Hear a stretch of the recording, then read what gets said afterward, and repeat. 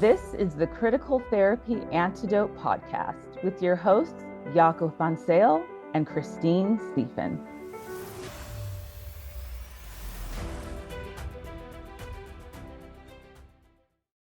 Hello, everyone. Welcome to the Critical Therapy Antidote podcast. We are delighted to have you as our guests, and thank you for joining us. And we have a very special guest on our show today. Her name is Camille Kiefel, and she's from Oregon. Hello, Camille, and welcome. Hi, thank you for having me. Yeah. Camille is, among other things, a detransitioner, and we invited her to tell us her story, her background leading up to her gender questioning, her transitioning process, the disillusionment and her detransitioning process, and what her current sentiments are around gender medicine, and especially therapy. So, Camille, where will we start? Yeah, so I guess to start, it would be like when this kind of started happening, is particularly like many detransitioners, there's a trauma element. So at trauma around gender, particularly in sixth grade, my dad was telling me about how men his age talk sexually about girls my age. And I know he meant well. He was like worried that he wanted me to dress conservatively, which like it's weird. Like my dad, I'm pretty sure my dad has generalized anxiety disorder, and he was just worried about me, and so he was trying to look out for me, but just the way he did it wasn't helpful. And then in sixth grade, my best friend was raped by her brother, and that really messed me up. I developed generalized anxiety disorder, and I started to dress more masculine. I was trying to hide my breasts and my hips. So it was just a very difficult time. And then and I was struggling with gender like throughout high school, and then in college, I was introduced to the idea that I could be non-binary. And so, I was taking a bunch of women's studies classes. I was taking these classes because I wanted to make the world a better place. I thought I was going to be doing good in the world. And so that's why I joined this, was because I want to make things better for people. And then in 2016, I saw a gender therapist. She affirmed my non-binary gender identity. And then I was struggling with mental health for years. And I was to the point where I wasn't functional. Like I would have to have help getting out of bed. I was having CPTSD from my time in the activist circles because of call out culture. And like I would see something that was activist related, and then I like collapse into myself, and just be triggered from these from imagery and such.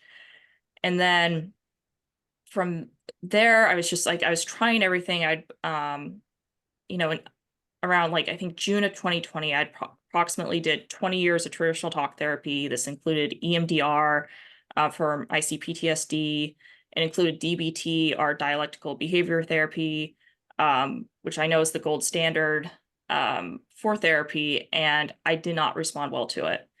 And so, and at this point, I wasn't responding well to medications because I'd get all these adverse effects, and it wasn't what I needed. And so, yeah, antidepressants, ADHD medications, none of that was working. And then I was doing I did 2 rounds of TMS, or transcranial magnetic stimulation therapy, which is a treatment reserved for treatment-resistant depression. So I wasn't responding well to the conventional modalities of mental health treatment. And so I reached out to my doctor, and I said, I have discomfort, because I had discomfort with my breasts. So I reached out to my doctor about a non-binary top surgery. I wasn't sure if even doing a non-binary top surgery was possible, but I reached out to him. And I think that was around June. And then let's see here. That was June 22. 2020. So this is June of 2020 approximately. And then I think it was July. What was it? It was I'm trying to remember. It was like either like May I got my first letter, and then in July, I got my second letter for approval of the top surgery. And then on August 27th, 2020, the non-binary top surgery was performed on me. And what's Wow. surreal is that within months of asking Yeah. about the surgery and inquiring about it, that it was performed on me. Wow. So, and Yeah. then what happened after that Mm. was that I developed all these health issues after the surgery, and my doctors were taking me seriously at first, but then they became dismissive once they thought I had psychosomatic fever. So there's this huge attitude shift, and they just told me to see a therapist. Mm. So I was struggling with all these Wow. health issues. My suicidal ideation had worsened. My mom talked to me about psychiatric hospitalization. And then at this point, I was like, I either need to end my life or I need to figure out something else to get better. And so I remember reading an article on how diet and depression can be linked. And I was very skeptical because this was something that I had never heard of before. So then shortly after that, at this time, I was starting to work with a naturopath. And then at around this time, I'd also seen a video of Michaela Peterson on her carnivore diet. Oh, And yeah. I was shocked when she was talking about, like, not only was her arthritis reversed, but her depression had gone away. And so I was Mm. like, okay, well, I've been a pescatarian for over a decade. I'm eating, the only source of meat I was getting was fish, and then I wasn't eating enough of it. So I was like, okay, well, I'm going to try adding meat back into my diet. So I started getting better. And then I started other treatments like body work, manual therapy, and I was starting to connect more with my body. And then I was also part of a hyperbaric oxygen therapy case study, which is where you receive pure oxygen in a pressurized environment. Yeah. And my ADHD levels went from, after 60 treatments, they went from 72 points to 6. And my I think it was my generalized anxiety disorder pretty much went away. It went from, I think it was like 25 points to I can't remember. It's like Mm. 20, it was like a significant drop as well. Wow. Yeah, so both of those, I was responding very well to this treatment, and I've been inside, like, I would be crying and upset, and I would go inside the hyperbaric oxygen therapy chamber, and then within minutes of being in the chamber, like, I would just, like, my mood would improve. So there's something that my body really needs through these physical treatments. I And see. yeah, and what was shocking to me, the most shocking aspect about this was that I was doing all these treatments to address my physical health issues. So the complications like the bony prominences or the skin discoloration are the issues I developed with my eye after getting I think it's scopolamine poisoning. They put a patch behind your ear before surgery, and I ended up getting poisoning from that, Wow. on top of all the other things. But I was yeah, nerve issues, Raynaud's syndrome. Like, I was doing all these things to actually address those physical health issues. And I was shocked when it was actually my mental health that was improving before Wow. we're addressing it. So I actually struggle with many of those physical health issues even today, but my mental health is the best it's ever been. So Okay. yeah. Let's pause a bit there. Let's backtrack a bit, and maybe we can pick it apart if we may. Would you say that your issues started with your dad warning you against the violence or the aggression of against the violence or aggression of men? Would you say that was the start of your issues, or would you say there were maybe some other factors preceding that period? Yeah, it started with my dad and what happened with my friend. That's Yeah. where the gender issue started. And you would say that dad's intention was to scare you into what? Into almost into chastity, into um taking care of yourself.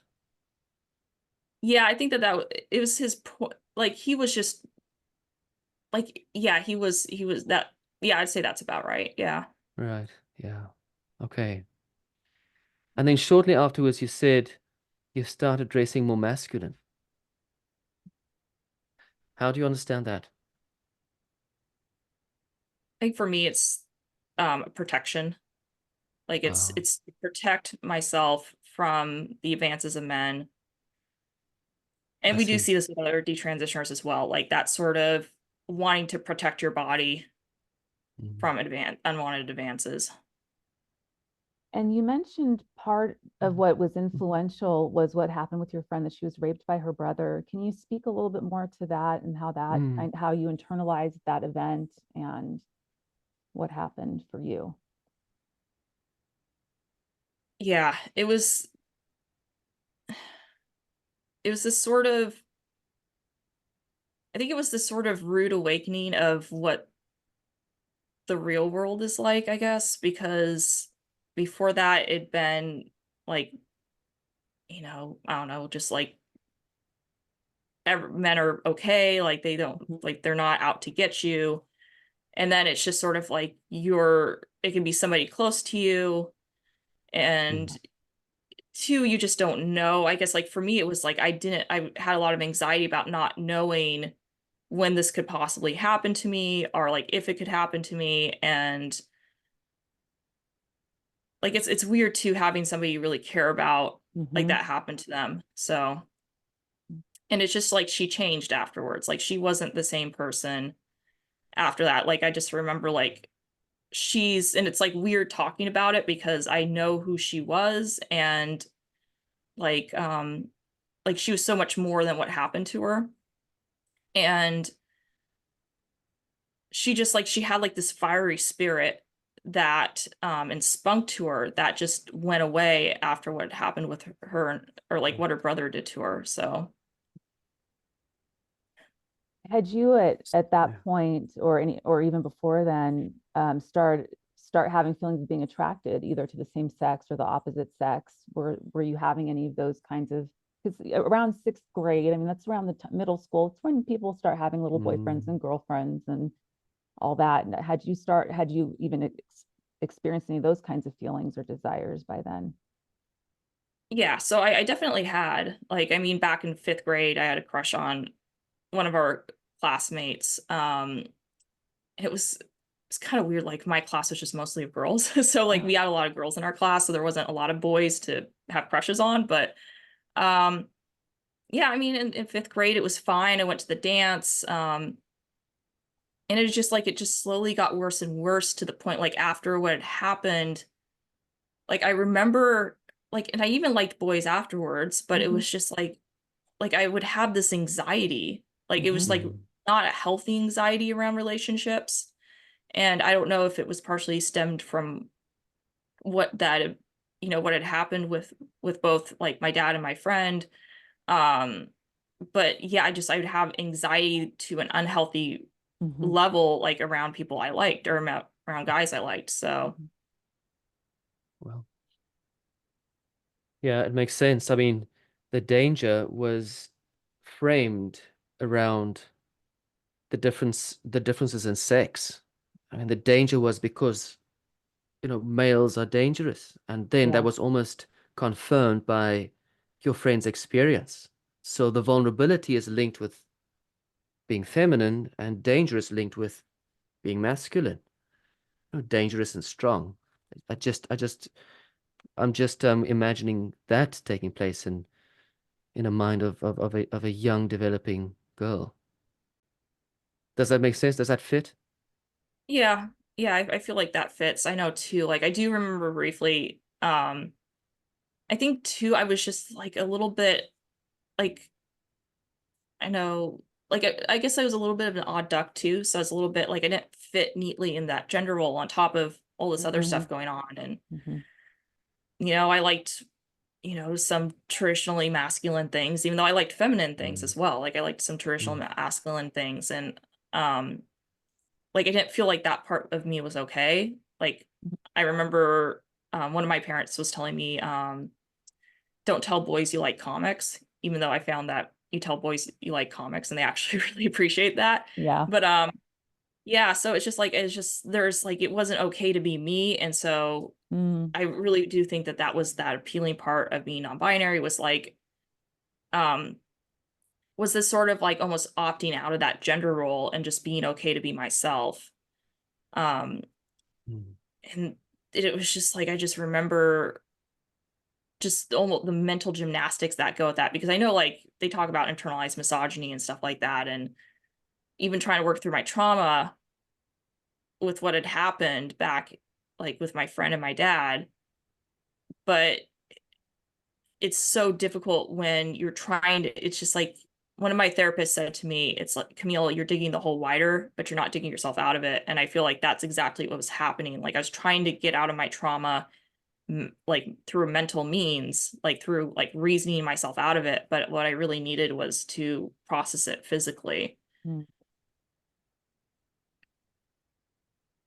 In 2016, you said you showed an interest in gender studies. How old were you then? Oh, sorry. So I actually, for gender studies, it was actually in college. So that would have been around 2010. Mm-hmm. 2010.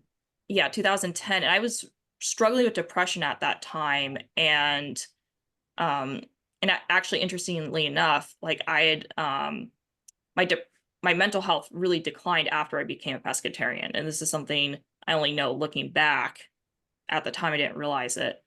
But I was really struggling with depression. Like I was actually doing poorly in classes in high school when I graduated. And then I was introduced to the idea of gender studies in college. And it was something I was naturally good at. I think that sort of abstract thinking was really Mm-hmm. appealing to me, and being creative in that. Um, and that was when I was introduced to the idea of, and I think what was so appealing was because I know at one point my dad said that I need to go to therapy to get fixed. So there's this sort of like you're broken mentality. And so Wow. you need to like fix yourself Mm-hmm. through therapy. Um, and so what was appealing about, women's studies was that it was taking off that sort of you're the issue, Mm-hmm. right? So I wasn't the issue anymore. It was these oppressors over here. It was Mm-hmm. those who are privileged. Um, it was, and I think that that's appealing to a lot of people with trauma, because they've been told like, or I know some of them have been told like it's your fault, when it's a more complicated issue than that. But I think that that can be appealing for somebody who's really struggling and who's not finding what they actually need, like with myself. Sure. Like these sorts of ideologies can be really appealing to someone like that. Mhm. You're referring to trauma, and trauma is finding yourself in a state of threat. So I would imagine that there would be good reason for people who are traumatized to find these studies very appealing, because it just affirms the world is dangerous and they're the problem and they need to stop being dangerous. And well, yeah, that makes sense. Sure. Pescatarian, how young were you when you decided to become a pescatarian? Oh gosh. I probably was about 14, I think. Hmm. Probably about 14, maybe 15. And I was And like a pescatarian for like a decade. would you say that you were a very sensitive kid growing up? Oh yeah, yeah, I was a sensitive kid. I would cry at, and I just like, and I was frustrated with myself because I was like crying at little things, and Mm. like I was just over, I think now looking back, I was probably dealing with some sensory issues. Mm-hmm. Okay. But nobody was really looking at that. And I mean, my dad and my stepmom didn't think I had ADHD, so that didn't help. But two, like the only way they were trying to treat my ADHD, or my mom did, was by giving medications. Like nobody was actually trying to give me skills to actually deal with it. And then I'd had such a bad experience with medication. Like at that point, I thought I didn't have ADHD. I was like, no, I don't have this. Like, and I know because my dad says like I don't have it, and then I've had this horrible experience. Um, but I wish somebody had given me more skills to actually deal with my ADHD and then also address my physical health, because I've been able to manage it through addressing my physical health. Mm-hmm. Um, It's yeah. interesting. ADHD can be a catch-all diagnosis for trauma-related issues or illnesses. Mm. It's something Mm. that's often misdiagnosed for that reason. So it kind of goes hand in hand with your experience of the trauma, and then being diagnosed with that at the same time, or maybe even before then, it sounds like. But that's really a common occurrence, is that it's diagnosed in people that have actually pretty severe trauma histories, or trauma responses to, you know, some experiences they've had. Yeah, and my parents divorced when I was really young, so I was dealing with that trauma on top of like everything that else that happened. So yeah, it's just like it's just too, yeah, back then and the 90s when I was growing up was that pretty much it was just medication for ADHD. Like I never, like I was just that kid that was struggling to get by in school. Like I would miss assignments, and I really wanted to get assignments done, but I was just really struggling with them. And like I always felt terrible because my handwriting was horrible, and it wasn't like I really wanted good handwriting, but no matter what I did, it just like my handwriting just wasn't getting there. And so like I was always that kid that like wanted to make other people happy. I was a people pleaser. But yeah, it's just I just now I know like what I needed, but back then it's just like that wasn't that. Even now it's not even what I would have actually needed isn't as well known. Do you, I mean, in some ways, do you kind of feel like the adults in your life failed you? And this isn't to put anybody down or anything, but I mean, did you get the sense that all the adults in your life, that the ones prescribing meds, you know, obviously your family, that they failed you in some way? I think they're trying their best, like with what they had. And also, I mean, it's like, I guess for me, I look at it like a big picture of, you know, I mean, I was watching, there's, Chris Palmer, MD, was able to successfully treat a young man's bipolar through a ketogenic diet. You know, and so this sort of concept, you know, and this was recently on the Today Show. He was on, or they're both on, talking about this remarkable recovery. And this sort of idea and concept of things like diet or physical health, like it's not in the mainstream, like, and so I don't know how anybody would have accessed it, because the conventional therapy isn't talking about it.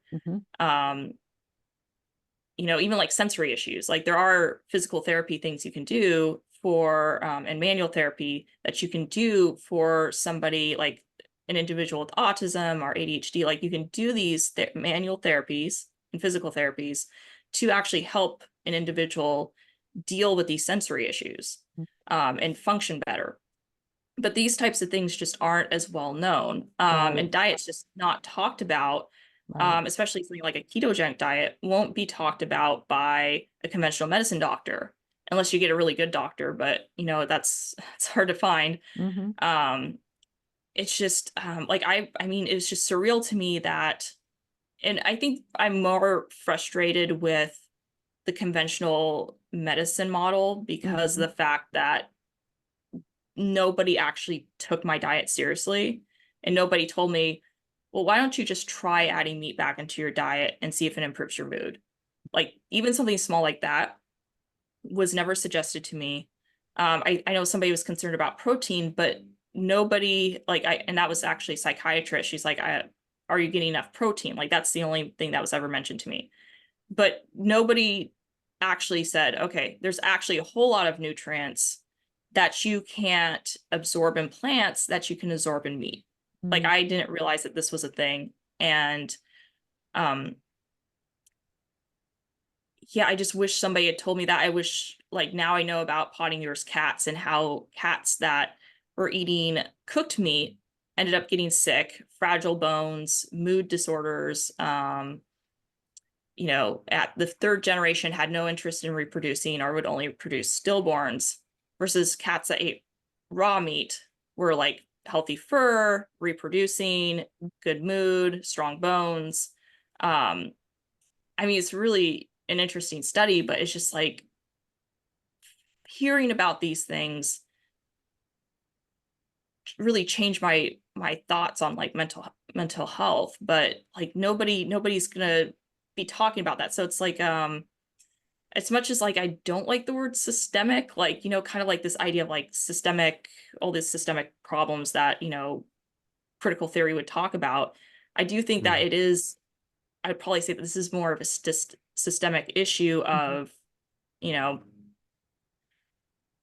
conventional medicine, and then also like even our like the standard American diet's not healthy. So yeah. I take your point. And you see, it just requires following the biopsychosocial model closely, because we're also still biological. Yes. But you're talking about systemic, and when you say systemic, what came to my mind is it's almost as if there's this culture that developed over time where certain things are just taboo, that we don't explore certain things. And when people present with, say, a preferred diet, it's almost as if we treat a person's diet as something sacred, something we don't explore, we don't question, we don't touch. Because let's be honest, I think in certain circles, your diet has become a type of almost a quasi-religious practice. Certain activist circles in particular. So I would imagine that especially therapists and doctors who just want to affirm, who just want to gratify, would not want to stir the pot too much. And they did that in your case, not only regarding your diet, but also around your gender questioning, your gender confusion, and the stress around that.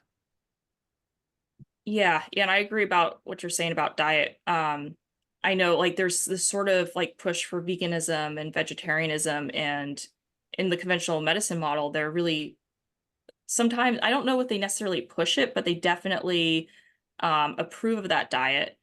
And I thought it was very interesting when Michaela Peterson, she did a TED talk and she was talking about her carnivore diet, and then TED wouldn't publish the talk on their YouTube channel. So after she did the talk and everything, they wouldn't publish it. And what she was really wanting to happen was just to explore the carnivore diet, because, and I don't know, like on a long-term level, if somebody should be carnivore, like I know with her, like that's the only thing that's been successful. But to even explore it like as something potentially as a short-term treatment, I think would be very beneficial, but they don't even want to explore that. But and from my understanding, they have a whole bunch of TED Talks on sort of a vegan diet or vegetarian diet. And even like with TED, like they took down Dr. Catherine Reed's,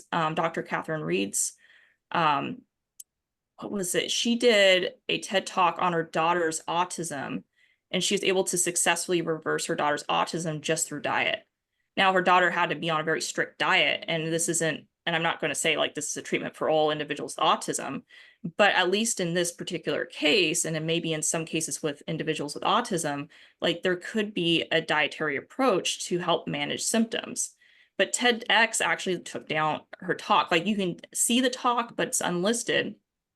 And they were going to do that for Dr. Terry Walls, who was able to successfully reverse her MS through diet. But thankfully they did not take the talk down. It's just like now they have a disclaimer on the comments, or it's either the comments are in like their video description, they have a disclaimer. But even just to explore this, Right. it's sad to see like this is being shut down. Yeah. Right. So at what stage did you start engaging in the psychotherapy field, EMDR, DBT, etc.? How old were you then? So I started going to therapy because my parents knew something was wrong. So I think they were trying to do the right thing by, I remember I went to somebody when I was 5 because my parents, like I had delayed speech. So my parents were trying to figure out what was going on, and they took me to somebody, and then I was like, they tried to like do a study on me, and then they were like, okay, she's actually too young. Like take her back in a couple of years. So then I got a psych eval when I was 7, and that's when a therapist was able to figure out that I would have issues with or that I had ADHD. And interestingly enough, she actually picked up on the fact that it'd be difficult for me to learn languages. And I don't know how she picked that up, but it's true. I actually really struggle with languages. Wow. And like I've tried to learn multiple languages, and just it's been very difficult, and I really struggle with it. So She was actually really spot on. Mhm. But yeah, so when 7, I did the psych eval, and then I was going through therapy because I was struggling with depression even back then. And then I was just doing different types of therapy, and it wasn't until I got into my 20s that I started doing more experimental. Like I was reaching out, hypnotherapy. I did a little bit of somatic experiencing. Like I wish I'd done more of it, but because that probably was more in line with what I needed, even though I did definitely more physical help than that.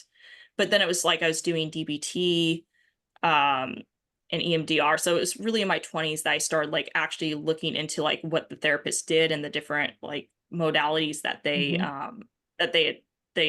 were experienced in, was really around that time. And like just reflecting on talk therapy without necessarily some of the models, maybe we'll get into the models in a moment, but just talk therapy. What was your experience like when you go in there and talk about having, gender dysphoria? I imagine that came up, that this was what you were experiencing, even if you didn't have the words for it, maybe you did. What were those sessions like? What was the therapist kind of doing, or how were they kind of guiding the sessions? What are some of the things you would hear that they would say? So the therapist, most of my therapists have been gender affirming. So I would talk about how I believed I was non-binary, and the first one was like, okay, let's explore that. And then it was just pretty much, yes, you're non-binary. So it wasn't really, because it's weird, because there's this a concept that you can be trans and have trauma. Mm-hmm. So the problem is that really doesn't, the problem is that they don't actually explore then that that trauma may lead to you wanting to transition. Right. And you may That have cause a link. That's the right. That cause a link between trauma Yes. and then the transgenderism. Keep going. Yeah. So yeah, they're not exploring that. They're mainly affirming. They're wanting to put kind of like this idea of putting the agency on, the patient. Mm-hmm. And it's not really truly exploring. I mean, the problem is that there's like a self-confirming bias, because I think it's very telling. Like I was looking at the standards of care 8 for WPATH. I'm looking at that, and they say in the standard of care 8 that they're honest that they know very little about detransition, and what they did contribute the detransition to was like, they're like, well, maybe there's a misdiagnosis here, but they don't really go into that. And then they really focus in on not being accepted and transphobia. So that's really where their focus is on detransition. And just from my experience as somebody who's been in this space for a while, is that there's a trauma element for many detransitioners and wanting to transition. There's escapism, there's internalized homophobia. So the individual doesn't want to be gay, they'd rather be straight. So that's why they're looking into transition. There's histories of sexual violence or trauma. So all these things factor in to somebody wanting to transition and seeking that, but it's not being explored. And it's scary, because you have, you're not able to, like, and I actually I'm president of a nonprofit called Detrans Help. We actually reached out to WPATH and said, hey, like, we want to have a discussion because we are seeing these patterns, and we are concerned about this. And they never heard back, or they never reached back out to us. So that makes it difficult, because we are trying to actually work with these organizations, and they're not willing to discuss this with us. Like, same thing with the World Health Organization. We reached out to them saying, like, look, we are seeing these patterns. Yeah. We noticed for your transgender medicine board, I can't remember, they have like a board now for transgender care. And we noticed that on their board, and we said this to them, we noticed on your board that you're you don't have any detransitioners on your board. Like, you know, can we have a detransitioner on your board, and can we have a discussion? Never heard back from them either. Yeah. So yeah.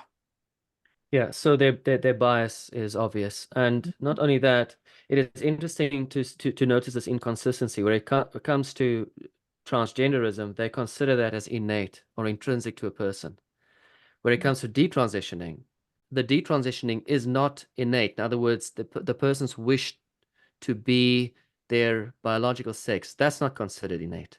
The transgender wish is innate. The detransitioning has something to do with the environment again, enacting violence or imposing pressure onto the individual. It is always interesting to see this inconsistency and this skewed bias toward only one way of looking at this. Hence the blindness, hence the non-thinking approach to exploring gender questioning, transgenderism, gender dysphoria, etc. Yeah, it's really concerning because there's that sort of cognitive dissonance of detransitioners showing that this isn't the perfect treatment. And it's just like it challenges that belief of that. And yeah, it is really, really concerning, because trying to get the word out there and trying to stop this from happening to other people, even just like saying like, okay, we need better safeguards, like that sort of discussion is just shot down as, well, you must be conservative, you must be lying, or even like this strange idea that like this is just a part of your gender journey, like this is just a part of the journey. So trying to justify and soften what has happened to us is disturbing. Looking back now, is there something that you think in these talk therapy sessions, what do you wish they would have said to you? Yeah, it's difficult, because what I really needed was somebody to say like what I know now, which is that you need to address your physical health, because Okay. nobody was doing that. Like we had a young man reach out to us through Detrans Help, and he was saying that he wanted to opt out of sex and gender, and that he's depressed. And what was surreal to me about this was that one of the first things they recommend to him was to transition. And for me, it's just like, I'm just looking at this, I'm like, this doesn't sound trans at all. Like, it's not, I knew I was a girl from the age of 5. Like, it's nothing like that. It's just like, I want to opt out. Like, I want nothing to do with this. And like, he was struggling with suicidal ideation, but he wasn't serious about it. We gave him resources for like the suicide hotline. We also checked in, saw about a therapist, but we also asked him about his physical health. So we recommended seeing like a doctor, check out like, you know, his, like if there's issues with his endocrine system. We know things like low thyroid can cause depression. Even something like low testosterone, which generational wise, we are seeing that men are having low testosterone. So it's like, well, let's look into that. And then something even like autoimmunity can lead to depression as well. So check out and rule out everything first. You know, it's just, that's really what I really need somebody to say to me was, okay, like these are physical, like your body and your mind's connected. It's not a separate thing. And really, I really need somebody to hone in on the diet. I know like personally, like what's changed my mind on diet was, I mean, part of it was seeing Michaela Pearson, is also some of the studies, like particularly Pottinger's cats changed my thoughts on diet quite a bit. And then knowing that there's nutrients in meat that can't be absorbed through plants, like by the human body.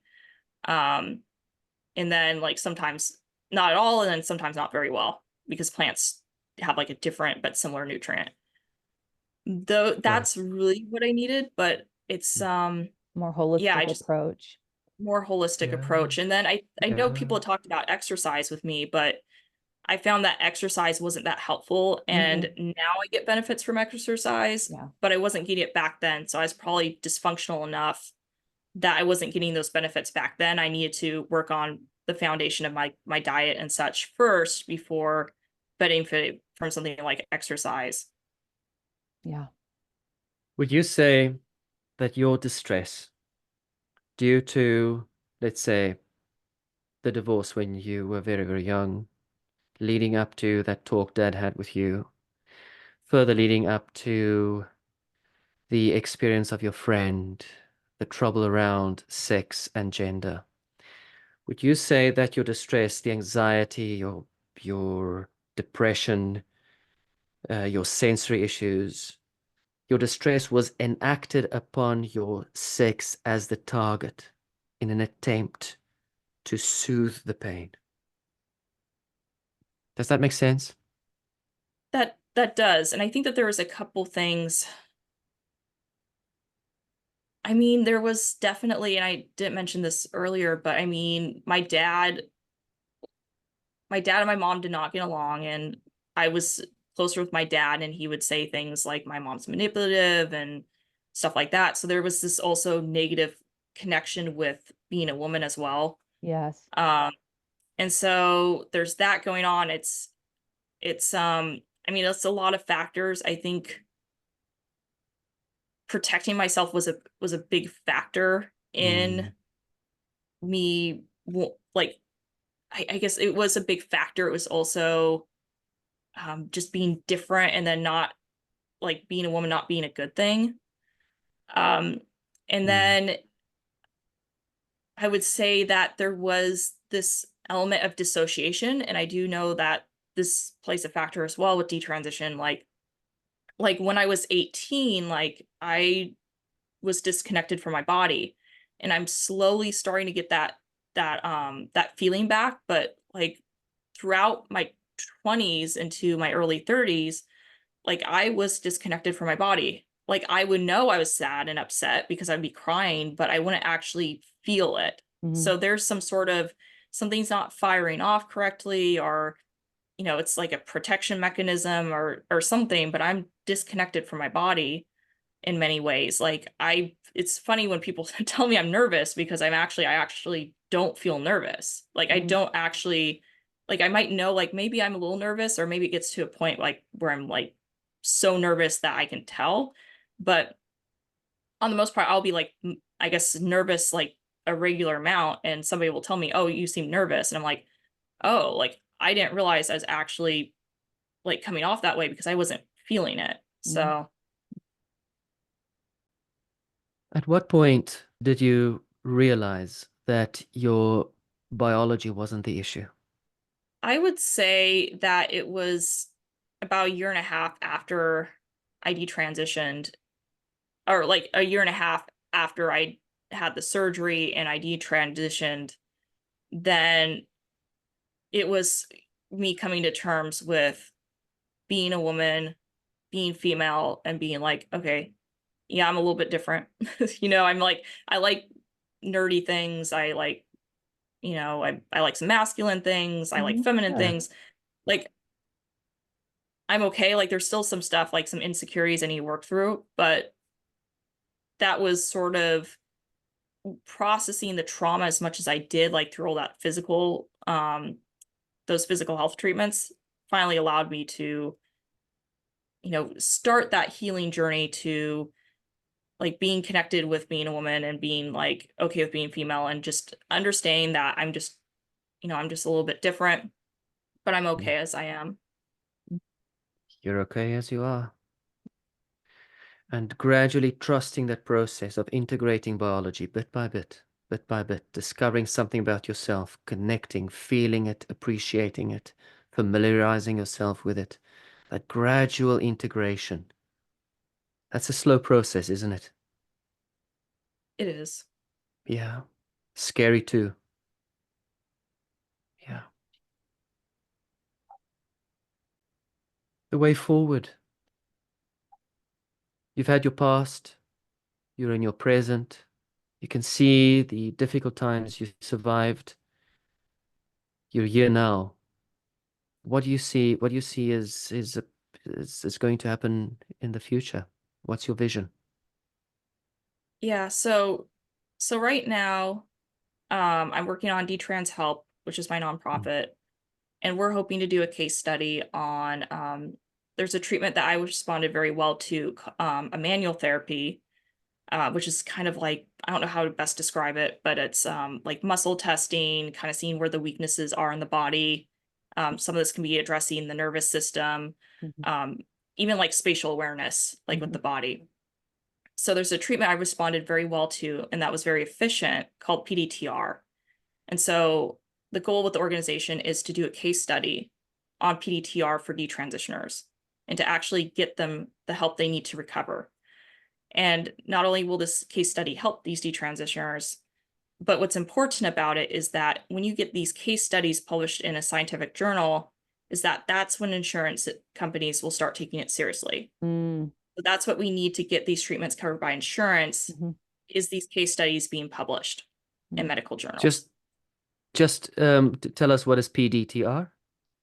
So PDTR, and I can't remember the full acronym. It's like proprioceptive, gosh, what is it? Proprioceptive PD. It's like tendon reflex or something.